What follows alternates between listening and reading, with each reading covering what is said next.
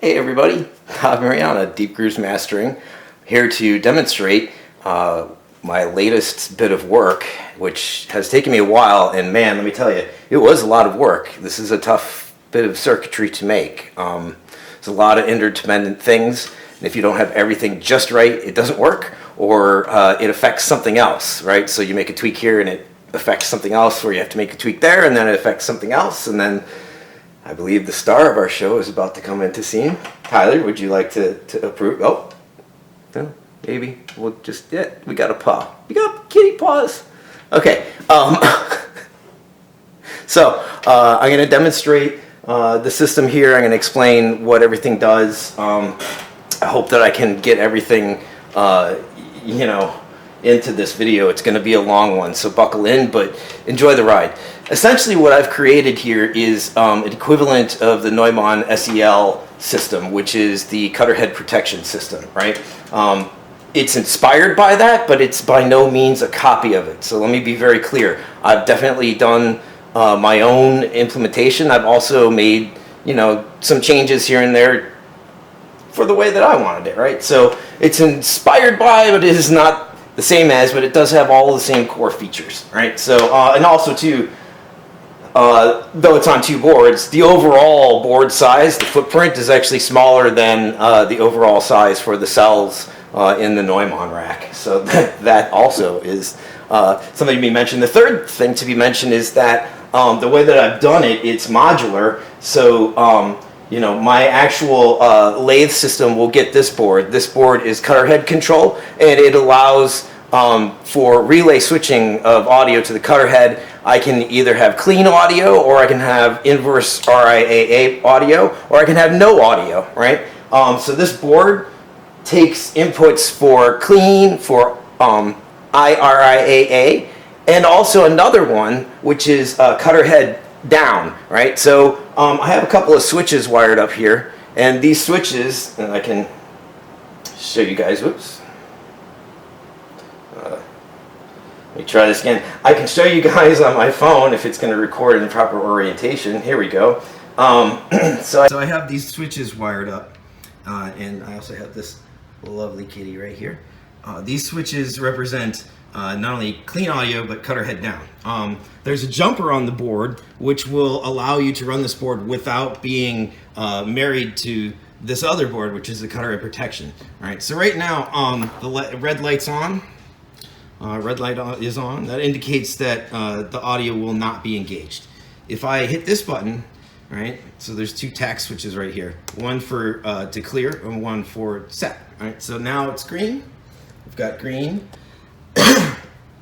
This is the onboard just indicator for the protection board, but since it marries to the relay board will have this as output. So normally if you run it without the protection, that will indicate whether the Cutterhead is up or down. So when the Cutterhead is down, it will be green. When it's up, it'll be switched to red. So again, I'll simulate the Cutterhead down. So that's Cutterhead down.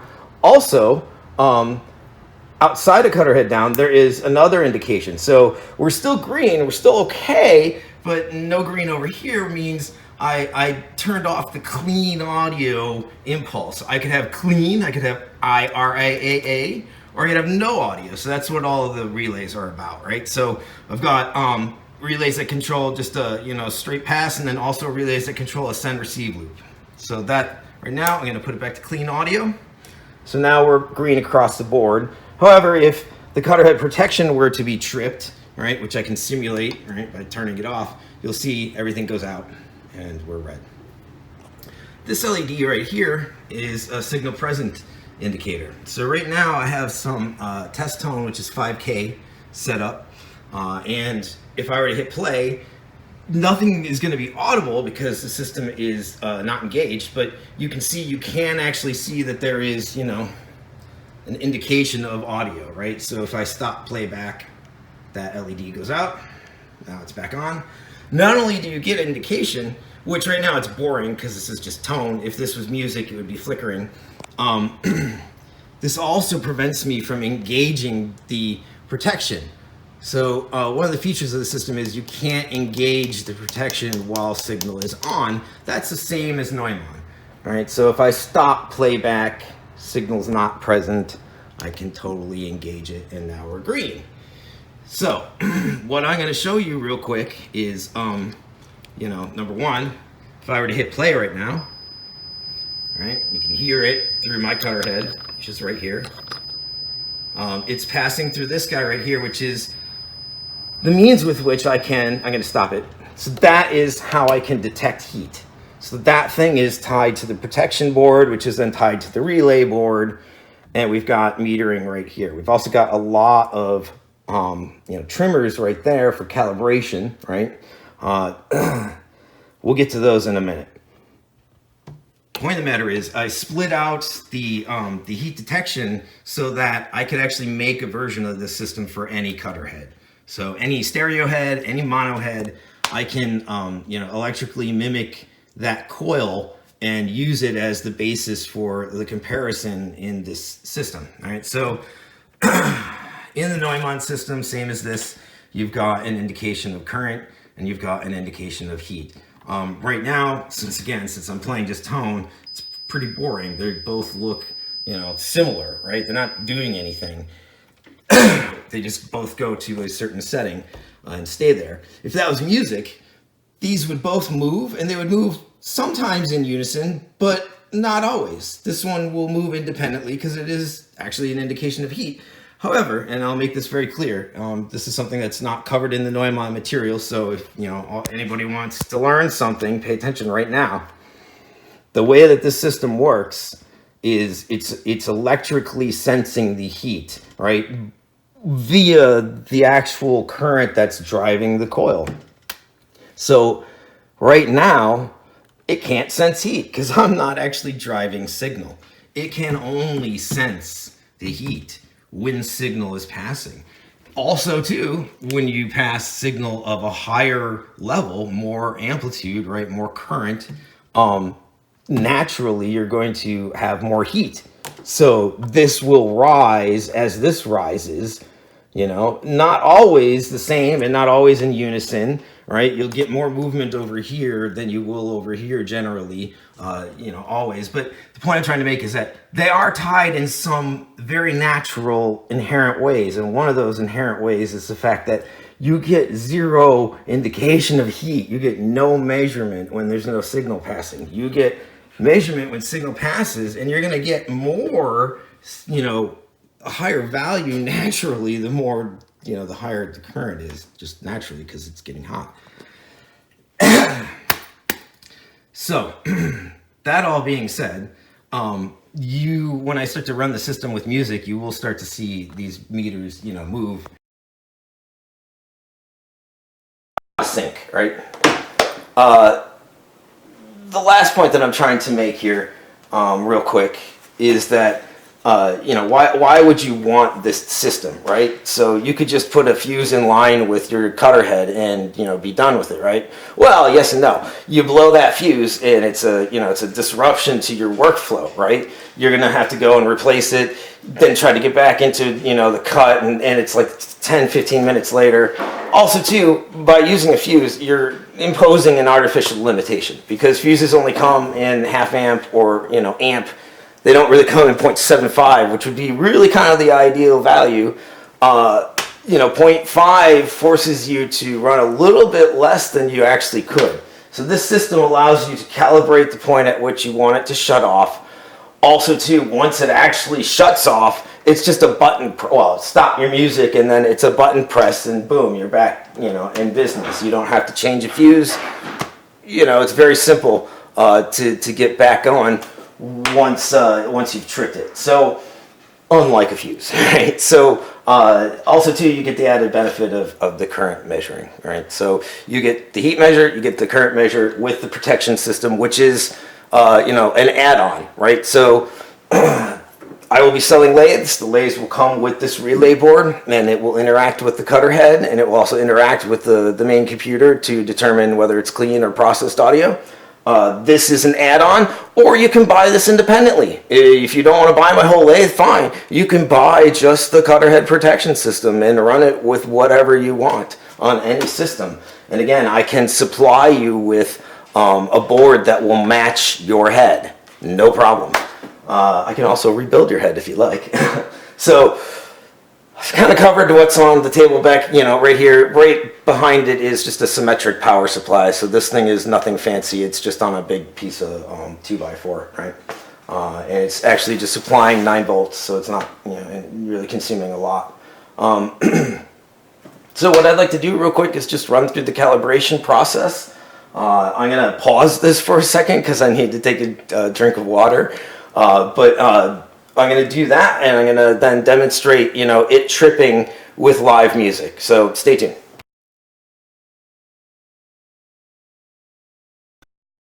Okay, I'm back. Now I can talk again. So what I'm going to do is demonstrate calibrating the cutoff point. So I'm going to run the 5K audio.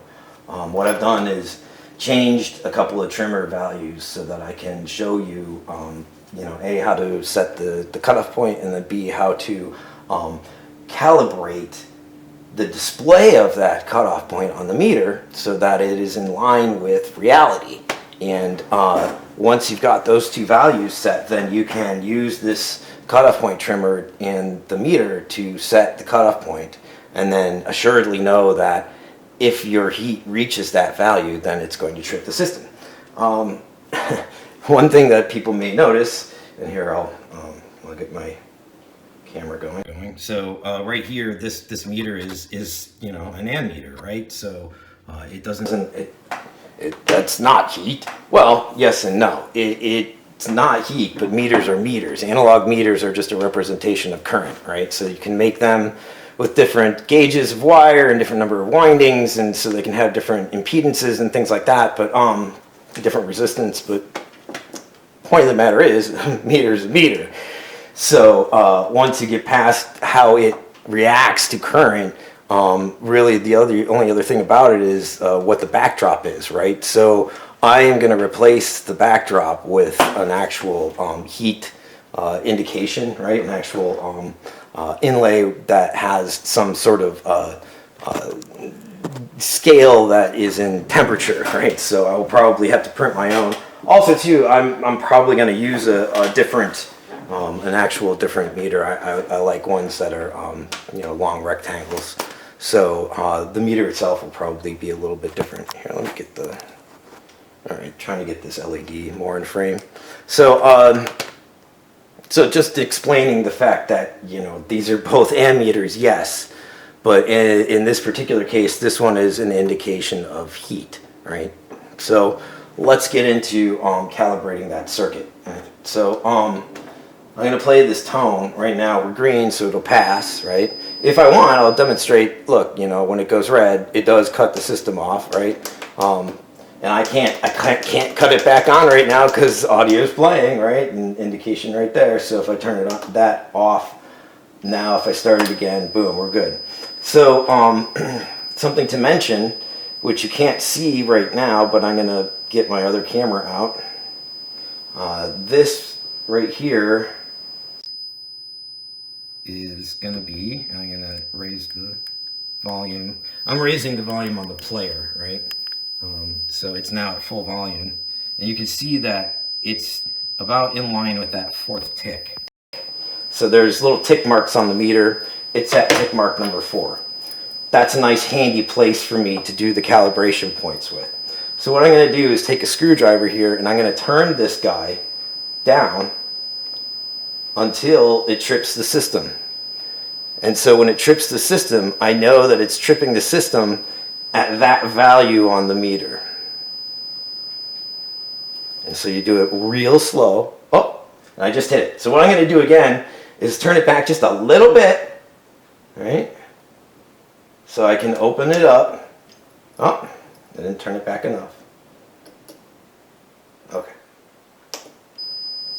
Now I can do it again and know it's only going to take a little tiny bit.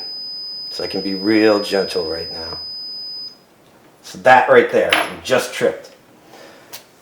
So now I know we're tripping at the 4th tick mark, right? This button that I've placed on the board allows you to see an indication of current on the screen right here, right? So this, I should have had a little bit more out of alignment, so let me get that.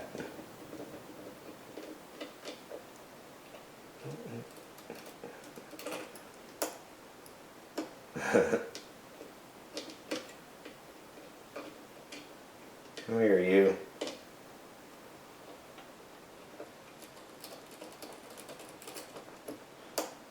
Okay, so I didn't quite set us up proper for a good, demonstration of this. I did not turn that enough times to get it out of alignment enough. So now it is properly out of alignment. I'm going to show you guys this switch. So this switch right here, when I press it, I can now see an indication of this trimmer. And you can see it's showing the 5th tick mark, not the 4th. So what I'm going to do, and I have to put this down, is turn this guy with this button on until I see this readout on the 4th tick mark, which it is right now. So I'll show you. So we're there. So now I know assuredly when the system trips, it's going to trip at that amount of energy, right, at this readout. And also too, if I want to set it to a different value by using this button, whatever I set it to will be in line with reality, right? So if I set it to 0.8, it will trigger at 0.8, right? So we've calibrated, number one, we used a point on here to calibrate a fixed point with this trimmer, and then we used another trimmer to calibrate the indication of this value. And now we're in line with reality. So what I'm going to do is turn this up, right? I'm going to turn it up to something quite a bit higher. So let's say 0.6. So now when audio plays, it's going to trip at 0.6. And let's turn on some music instead of, the brutal 5K.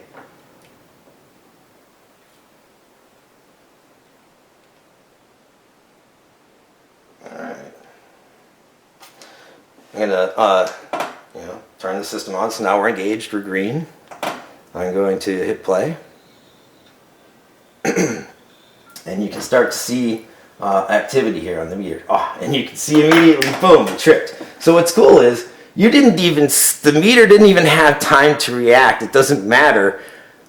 This all happens at the speed of light, essentially, right? So because you're using an electrical impulse that's directly integrated into the system, and because all of my switching logic is implemented through CMOS, there's no programmable chips, that means that everything's happening at the speed at which electricity flows, which is just shy of the speed of light. So even though you didn't see this meter go up, I assure you, it hit that value, right? I'm going to turn the music down a bit, right? I'm going to stop it. I'm going to engage the system. I'm going to hit play.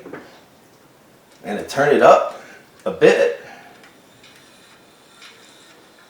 And now you can see the meters moving.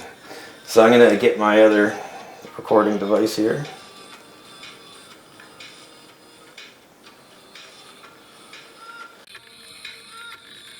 And you can see what I'm talking about. Sometimes these meters move in unison, sometimes they don't. This one sometimes is lazy over here. It's going down when this one's going up.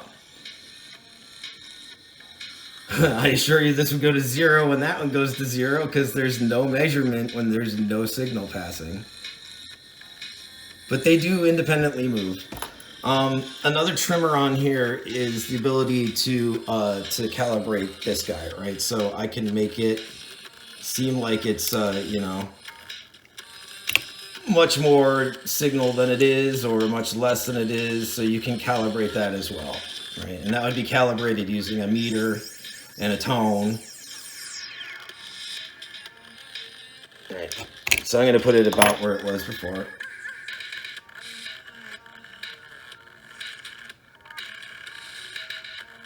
And then I'm gonna just manually turn this down. Well, let's turn the music back up a bit more.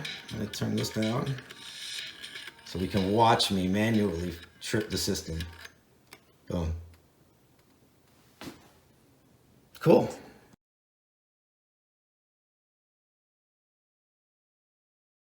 So there you go. The actual production name for this is the OPCODE ΑΣΠΙΔΑ, which is Greek for shield, right? So this is the Cutterhead protection system. And again, I'll be offering this as an add-on to the PLS19 lathe or as a standalone, package. Cool. All right. Thank you again, everybody, for bearing through this very long video. I know it was a long one, but well worth it. And, please, if you like my work, if you like my videos, please subscribe. Please like, please comment. Thank you, for your support. You guys really do give me inspiration. When I hit brick walls, man, when I want to give up, you guys really, really help pull me through. So thank you very much. And we'll be seeing you soon, okay? Take care. Peace.